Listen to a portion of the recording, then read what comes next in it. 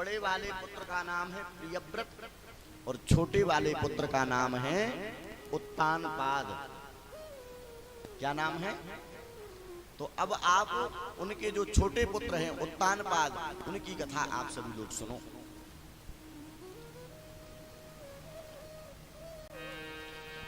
जाये उत्तानपादस्य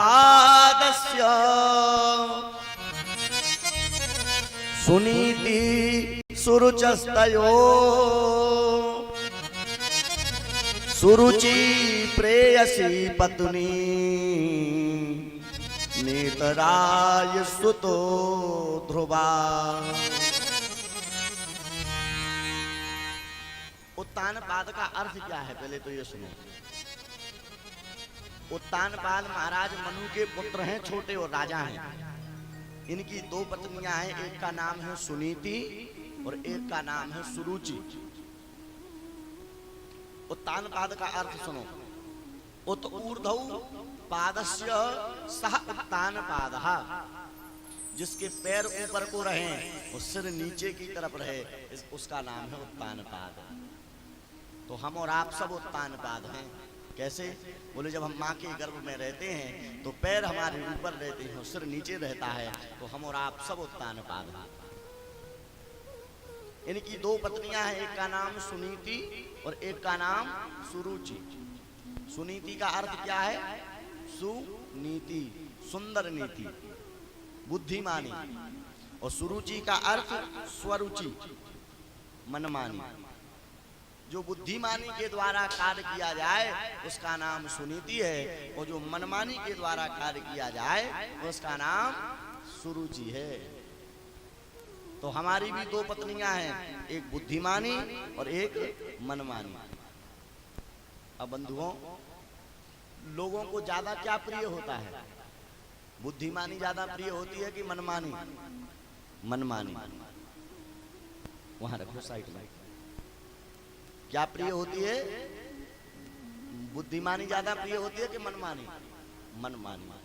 बुद्धि के द्वारा तो कोई दो चार में से एक आध ही बुद्धि के द्वारा कार्य करते हैं, सबको अपनी मनमानी ही ज्यादा अच्छी लगती है। तो जो महाराज उत्तानपाद हैं, उनकी जो छोटी पत्नी है जिसका नाम सुरुचि है, वह सुरुचि से अधिक प्रेम करते हैं। और बंधुओं,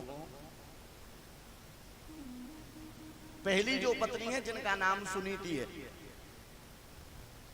जब सुनीति ही प्रथम पत्नी थी, गर्भ में उनके गर्भ में बालक था, उनके गर्भ में बालक था, लेकिन महारानी सुरुचि की सुंदरता को देख करके महाराज ऐसे पागल हुए कि वह अपनी प्रथम पत्नी का मोह भूल गए।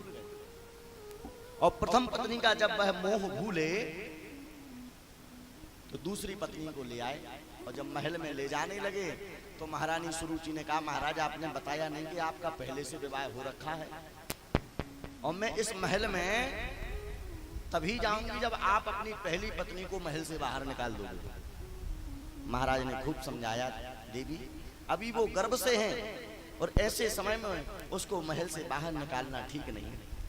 पर महारानी सुरुचि नहीं मानी, और महाराज ने सुरुचि के कहने से सुनीति को घर महल से बाहर निकाल दिया। जब महारानी सुनीति गर्भ से हैं और महल से बाहर भी निकल गई हैं, तो उन्हें किसी प्रकार का दुख नहीं हुआ कि हमारे पति ने हमें घर से बाहर निकाल दिया कि क्या किया। नहीं, उनने सोचा कि जब मेरा विवाह हुआ था, जब महाराज के साथ मेरा वरण हुआ था, तो मुझे बताया गया था कि जिसमें पति की इच्छा है वही कार्य हमें करना है कि हमको दूर रखना है, तो मैं इसमें भी प्रसन्न हूं।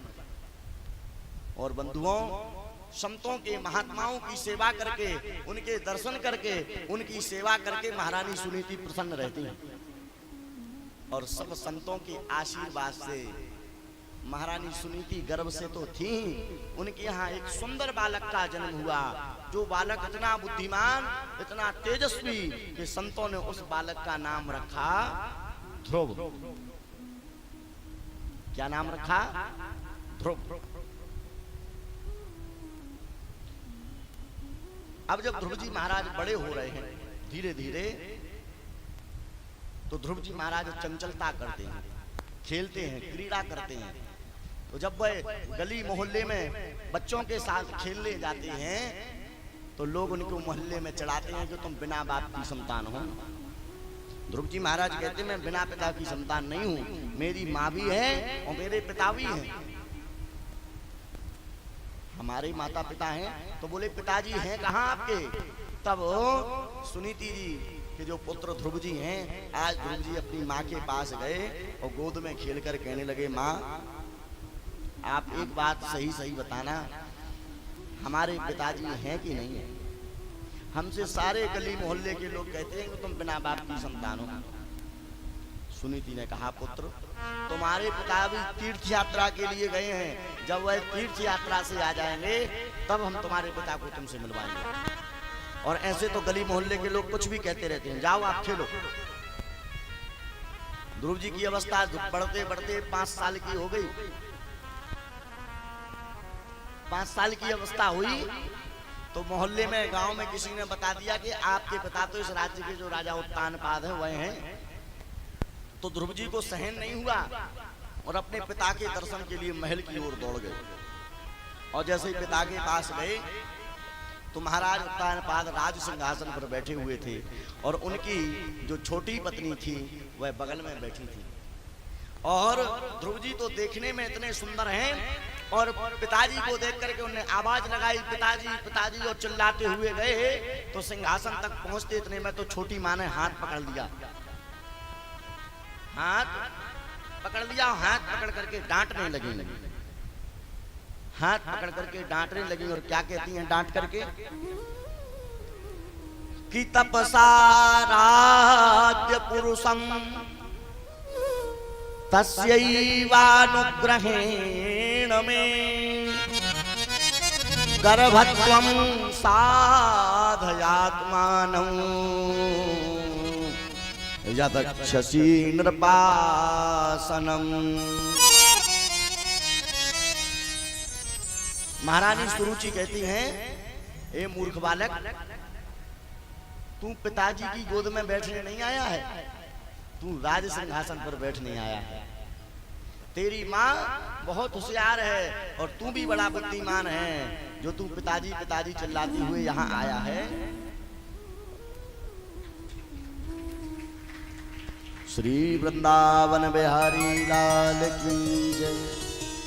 जो तू पिताजी पिताजी यहाँ चिल्लाते हुए आया है, पिता की गोद में नहीं बैठना है, तुझे राज सिंहासन पर बैठना है।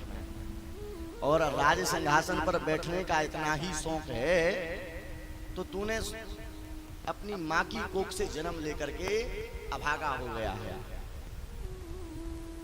देखने में तू बहुत सुंदर है, लेकिन अगर तुझे राज सिंहासन पर बैठना है तो पहले भगवान की तपस्या कर। तपसा राज्य पुरुषम, उस परमात्मा की तपस्या करो। और जब वह परमात्मा प्रसन्न होकर कहे कि वरदान मांग लो, तो वरदान मांगना कि मुझे सुनीति की कोख। ओहो, सुनीति को अपनी कोख पर इतना बड़ा अभिमान।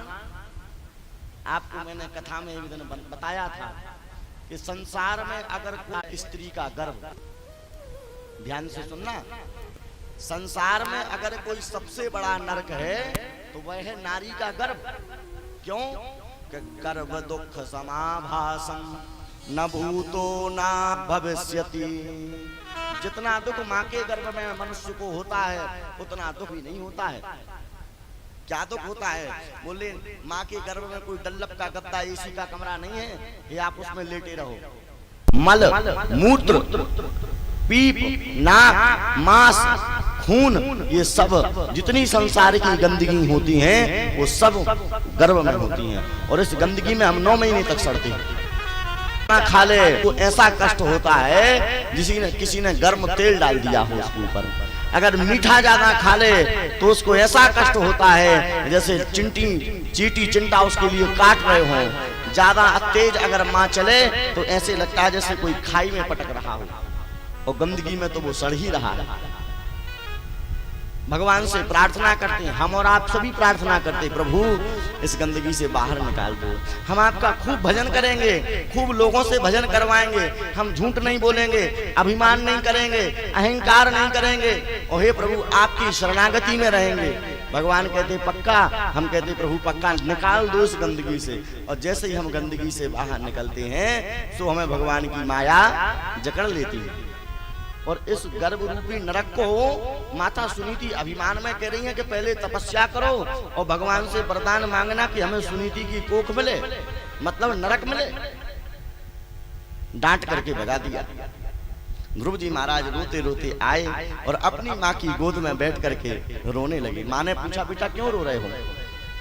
माँ आपने तो आज तक नहीं बताया कि इस राज्य के जो राजा महाराज उत्तानपाद है वो हमारे पिता हैं, और मुझे पता चला तो मैं मिलने गया तो मुझे छोटी माँ ने बहुत बुरा भला कहा, उनने हमें डांटा। क्या कहा बेटा? उनने हमसे कहा तपसाराध्य पुरुषम, भगवान की तपस्या करने जाओ। अब जैसे ये कहा तो जो ध्रुव जी की माँ है उनने ध्रुव जी की बात सुनकर के क्रोध नहीं लाई, उनने उल्टा ध्रुव जी को ही डांटा। पहली बात तो तुम हमसे बिना बताए गए क्यों? और अगर तुम वहां पर गए और छोटी माँ ने तुमसे कुछ कहा तो तुम रोते हुए हमारे पास आ गए। उनने क्या कहा? तपस्या करो। अरे उनने कोई गलत नहीं कहा बेटा, जो शिक्षा मैं तुझे जीवन भर नहीं दे पाती वो शिक्षा तुझे तेरी छोटी माँ ने दी है कि माँ मंगलम तात परे सुमंस्थाम भुंगते जनो यत पर दुख तस्त। बेटा किसी का बुरा मत सोचना, वो तुम्हारी छोटी माँ है। किसी के बारे में तो ठीक है, वो तुम्हारी छोटी माँ है। अगर किसी के बारे में बुरा तुम सोचोगे तो बुरा तुम्हारा होगा, दूसरे के बारे में आप मंगल सोचोगे तो तुम्हारा मंगल होगा। माँ मंगलेम तात परे संस्थान, किसी के बारे में बुरा नहीं सोचना। सब अपने अपने कर्मों के द्वारा दुख और सुख प्राप्त करते हैं। मेरा कर्म ऐसा होगा, मैं ऐसी अभागिन होंगी कि महल का सुख छोड़ करके मैं यहाँ पर आई हूँ। लेकिन बेटा ऐसे संतों का आशीर्वाद महल में कहाँ मिलता है? महल में तो वही संत जाते हैं जिन्हें महाराज बुलाते हैं, पर ये चलते फिरते महात्माओं के दर्शन हमें रोज हो जाते हैं। सबम सुरक्षा विहितम भवान में यद दुर्भगाया उदर